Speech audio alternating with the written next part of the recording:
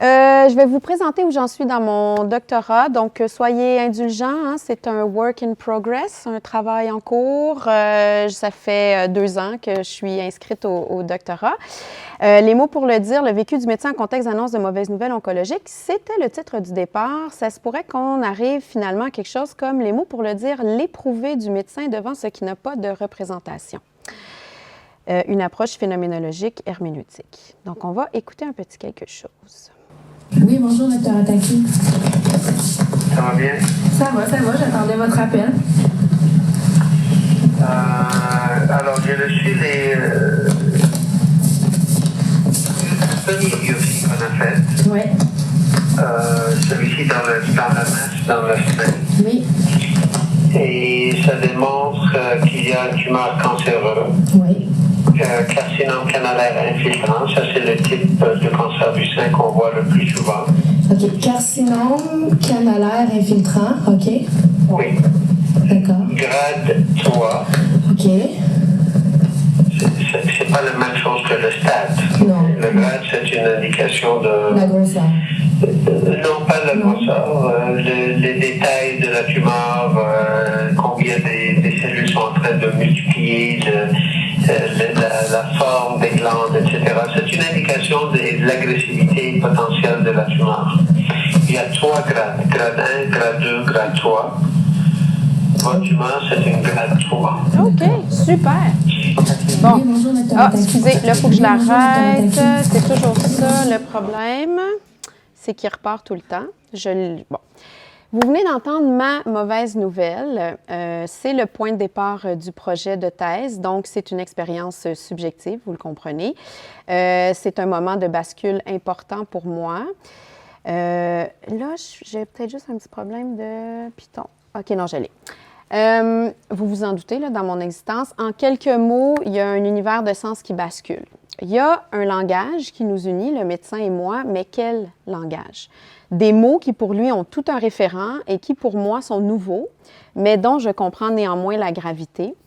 Il y a une communication, donc, avec des référents radicalement différents, une altérité qui est évidente. D'un côté, on a le saint connaissant, le malade ignorant de l'autre qui ne savait pas qu'il était malade quelques minutes avant. Nous étions en 2020, donc ça s'appelle du timing. Donc, moi, j'ai eu 40 ans pendant la quarantaine en chimio en 2020. J'ai vécu tous les rendez-vous seule face à un soignant, hein, donc pas d'accompagnateur, pas de famille. Donc, la dyade patient-médecin était vraiment renforcée. C'était le médecin et moi. Est-ce que c'est pour ça que la figure du soignant, plus spécifiquement du médecin, m'a interpellée? Est-ce que c'est par des formations professionnelles, je suis psychologue depuis plus de 20 ans, ou par désir d'avoir un certain contrôle sur la situation, de sortir de mon drame? Je ne sais pas, mais moi je dis, c'est pas grave. Parce que rapidement, dans mon parcours oncologique, je me suis demandé ce qu'il en était pour l'autre personne impliquée en face de moi, dans l'aventure. J'ai surtout été frappée par le langage. Je suis psy, les mots sont très, très importants pour moi. Ce sont mes matériaux de base et j'ai été frappée du fossé langagier parfois, par moment, entre mon médecin et moi. Puis son langage aussi me fascinait, littéralement. C'est le point de départ. Donc, je me suis dit, bon, je vais faire un état de la recherche pour cartographier le terrain sur lequel j'allais déployer ma recherche. J'ai sondé l'état de la recherche sur 2 concepts qui étaient reliés à mon sujet. C'est quoi l'expérience du patient lors de l'annonce d'une mauvaise nouvelle? Puis quelle est l'expérience du médecin? C'est un moment précis, il y a 2 personnes, il y a 2 expériences. Le vécu du patient dans une annonce de mauvaise nouvelle, ce que j'ai découvert, c'est que c'était très fouillé, très dense. On avait beaucoup d'informations. Donc, je les ai regroupées à partir de plusieurs métasynthèses là, en 4 grands thèmes. Premièrement, le rapport à la brisure, l'effraction, la brèche. Il y a quelque chose qui se brise. Juste pour vous dire, hein, on recense plus de 71 émotions différentes, réactions différentes à l'annonce d'une mauvaise nouvelle. Donc, c'est pour dire aussi, pour légitimiser pourquoi c'est compliqué pour le médecin, parce que ça peut aller un peu partout. En psychanalyse, on va parler du langage du trauma, tout ce qui fait effraction dans la psyché. Il y a un élément qu'on va dire élément bêta dans une certaine psychanalyse développée surtout par Bion et Antonino Ferro. On va parler d'un élément bêta pour le différencier de alpha, alphabétisé, c'est-à-dire un élément qui n'a pas de représentation, qui fait effraction dans la psyché et qui la monopolise d'une certaine façon. Il y a le Bigot qui dit que le trauma, c'est la rencontre avec le réel de la mort. Donc, c'est cette espèce d'indigeste-là qui tout d'un coup nous arrive et on n'arrive pas à le digérer. Ensuite de ça, on trouve plus dans le champ philosophique le rapport au sens. On va parler d'un effondrement, d'un trou dans le sens, d'une perte de sens. Les expériences de réception de mauvaises nouvelles vont être associées à tout ce qui touche directement la condition humaine. C'est comme si tout d'un coup, on est jeté dans la condition humaine et on fait un petit crash course de philosophie existentielle, durant la nuit surtout, je dirais. C'est surtout là qu'on est obligé de réfléchir à notre mort, chose qu'on n'avait vraiment pas prévue à l'agenda. Karl Jaspers va parler, lui, de situations limites, donc les situations limites qui se définissent en tant que moment où l'individu est intérieurement et pour des raisons extérieures ou non, confronté à des données existentielles qu'il ne peut modifier. Et Jaspers ajoute quand même que c'est là seulement que l'homme prend conscience de son existence et que ça peut aussi être une invitation à plus d'authenticité. Donc, ce n'est pas que négatif. Ensuite, on a tout ce qui touche le rapport au temps. Le temps même de l'annonce a une qualité particulière. On a parlé de kairos ce matin, on va parler d'apax, donc tous ces beaux mots grecs-là qui nous fournissent pour nommer autre chose que le temps chronos ou le temps de la quotidienneté, mais il y a aussi le temps qui nous reste, la qualité du temps et la finitude, finalement. Et ça nous jette possiblement dans une crise existentielle, je le confirme, c'est ça, une crise de la quarantaine accélérée, mettons. Et il y a aussi le rapport à l'identité. Ça change tout de qui nous sommes parce qu'on était avant un individu sain, tout d'un coup on bascule on devient une personne malade. Il y a le philosophe Paul Ricoeur qui a déployé une conception de l'identité personnelle qui est comprise aussi dans sa dimension temporelle en parlant d'identité narrative. Donc, nous sommes ce que nous racontons que nous sommes. C'est pour ça que j'ai mis un métier à tisser parce que c'est un peu comme si Ricoeur il nous dit que toute notre existence, finalement, on va être appelé à remettre sur le métier l'ouvrage de notre identité. Et donc, c'est sûr qu'une annonce comme celle-là, bien, ça va faire une rupture dans notre fil narratif. On ne sait pas trop quoi mettre dans ce petit trou-là et on va prendre plusieurs mois et parfois un doctorat pour le dire finalement. La conclusion sur cette première état de recherche-là, c'est il y a tout un monde. L'expérience du patient, elle est vraiment documentée. C'est riche de sens. Il y a beaucoup de données de signifiance, beaucoup de mots pour soutenir la mise en langage de l'expérience du patient. Je suis allée voir du côté du médecin l'état de la recherche. Donc, je vous fais ça rapidement. En fait, c'est simplement que, oui, il y en a des données. C'est même un champ de... Il reste juste 5 minutes? Oh my God! OK, c'est un champ de recherche. L'annonce de la mauvaise nouvelle depuis 1994. C'est un médecin canadien, d'ailleurs, qui a écrit un livre « How to Break Bad News », parce qu'avant, c'est comme si on s'y intéressait pas tant que ça. Et ce qu'on voit, en fait, c'est un ordre décroissant. Les aspects psychologiques sont bien abordés, les aspects philosophiques, finalement, un peu moins. On va parler des questions existentielles, du rapport à la mort, quand même un peu. Et les aspects spirituels, qu'est-ce que ça peut être comme moment de bascule spirituel pour un médecin? Ça existe très, très peu. On sait toutefois que les médecins qui ont une pratique spirituelle composent mieux avec les questions reliées à la mort. Donc, c'est un petit peu la même chose, c'est le principe de l'iceberg. On a été capable finalement de s'intéresser à ce que le médecin est capable d'identifier tout de suite pour lui-même, c'est-à-dire les données conscientes. Et comme Andrea le disait ce matin, bien, il y a peut-être d'autres choses. Ça se pourrait que les médecins aient un inconscient, eux aussi, peut-être. Et ça se pourrait aussi qu'ils ne soient pas tant que ça invités à mettre en langage tout ce qui se passe du côté de leur vulnérabilité. Donc, j'ai remarqué une disparité sur l'étendue du langage. Tout ça m'a amené à aussi vouloir traiter de la culture. Cette disparité fait apparaître la question de la culture. Est-ce qu'on a des données là-dessus? Oui, on en a. Il y a une prédominance, vous ne serez pas surpris, du paradigme qu'on va qualifier de techno-scientifique. Il y a une évacuation du religieux aussi. Et il y a aussi beaucoup de mythes à défaire en médecine. Là, je vous montre la belle face de Charles-Antoine Barbeau-Meunier, qui est un médecin psychiatre, sociologue. Il est fatigant parce qu'il a comme 34 ans, puis il a comme une maîtrise en sociologie, un PhD en imagerie médicale, puis il est psychiatre. Mais bon, il a fait une excellente recherche sur l'effritement empathique pour dire qu'en fait, c'est pas vrai qu'il y a un effritement de l'empathie chez les médecins. Il y a simplement une une perte de la capacité à l'actualiser. Les médecins même seraient de plus en plus empathiques plus ils pratiquent, mais ils seraient de moins en moins capables d'actualiser dans le contexte de pratique cette empathie-là, ce qui les rendrait souffrants.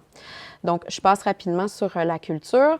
Donc, je mets ça dans le petit ordre à problématique. On a l'expérience du patient, l'expérience du médecin et la culture. Et j'arrive finalement à la problématique. Je me dis, bien, dans ce moment crucial-là, qui convie des aspects de la condition humaine que les deux protagonistes partagent, parce que nous sommes tous reliés à la condition humaine, est-ce qu'il se pourrait que l'expérience du médecin implique des dimensions plus denses, plus complexes, plus riches? Et c'est à ce moment-là où j'ai trouvé que le champ de l'annonce de la mauvaise nouvelle pouvait peut-être être restreint. Il est devenu davantage un point de départ, le mien en fait, parce que je pars de mon point de bascule qui est quand moi, mon monde s'est effondré et je me suis rendu compte que l'ensemble des recherches sur l'expérience du médecin partait toujours du patient. C'est-à-dire, qu'est-ce que le médecin vit devant la détresse du patient? Qu'est-ce qu'il vit devant l'annonce de la mauvaise nouvelle du patient? Et ce qui fait que, coup de théâtre, et c'est là que je vais devoir m'arrêter, je suis en train de quitter l'annonce de la mauvaise nouvelle pour vraiment, quel est le point fort? Le moment fort, des moments forts que vous avez vécu dans votre pratique. Et je fais exprès de ne même pas le connoter parce que je suis dans une approche vraiment phénoménologique, une herméneutique philosophique dans laquelle je voudrais faire apparaître des mondes, un univers de sens le plus possible en essayant de moins possible l'enfermer dans un langage. Donc, même quand on utilise souffrance, quand on utilise trauma, quand on utilise mauvaise nouvelle, bien, je me suis rendu compte que quand je discutais avec des médecins, bien, j'arrivais très souvent, finalement, au même champ de données qu'on avait déjà, c'est-à-dire des données facilement identifiables consciemment et aussi techniques. C'est-à-dire que même les gestes psychologiques sont devenus techniques. Quand c'est la médecine qui se l'approprie, il me reste 30 secondes? 30 secondes. Je dis souvent à la blague que c'est arrivé qu'avec mon médecin oncologue, il a pratiqué un toucher empathique ou il a été empathique en me touchant. On sent la différence, les patients, je veux juste vous le dire.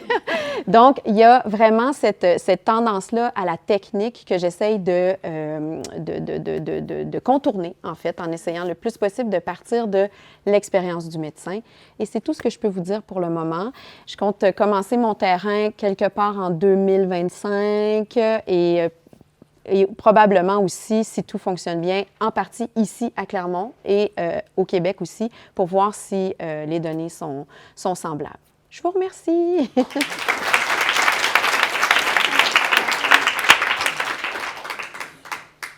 On va prendre au moins une question, comme tu as respecté le temps, on a le temps.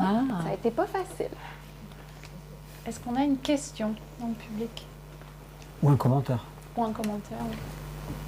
Une question sur la recherche, mais vous avez dit à un moment donné que les médecins, au fur et à mesure qu'ils pratiquaient, ils développaient leur empathie, mais par contre, ils perdaient la capacité d'actualiser. Oui. Et qu'est-ce que vous voulez dire par là?